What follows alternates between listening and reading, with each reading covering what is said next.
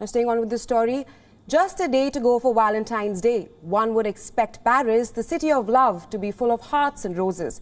But what is happening is the complete opposite. The French police fired tear gas at the demonstrators in the Camps Avenue and other places in Paris after some 500 vehicles made their way to the French capital to protest against COVID-19 restrictions.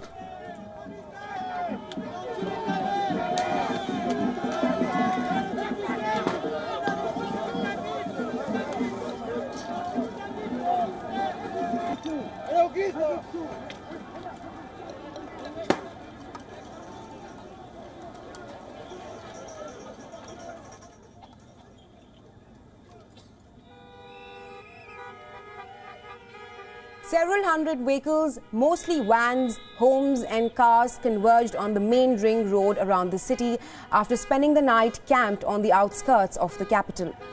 French authorities have deployed more than 7,000 officers over the next 3 days in a bid to stop the demonstrators. As per the police officials, several convoys were stopped from entering at key city arteries and over 200 motorists were handed tickets.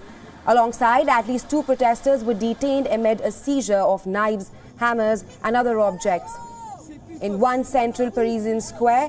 Meanwhile, some 2,000 to 3,000 people, including some yellow vest protesters, marched in a separate authorized demonstration in Paris against COVID-19 restrictions.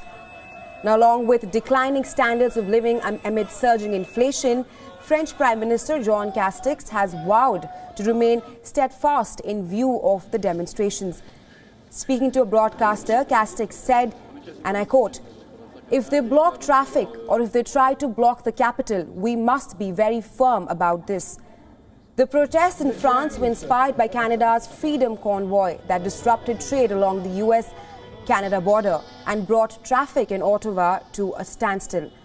Now, these demonstrators are opposing France's COVID pass. It requires people to show proof of vaccination before entering public venues if they want, and they are gathering and blocking the capital.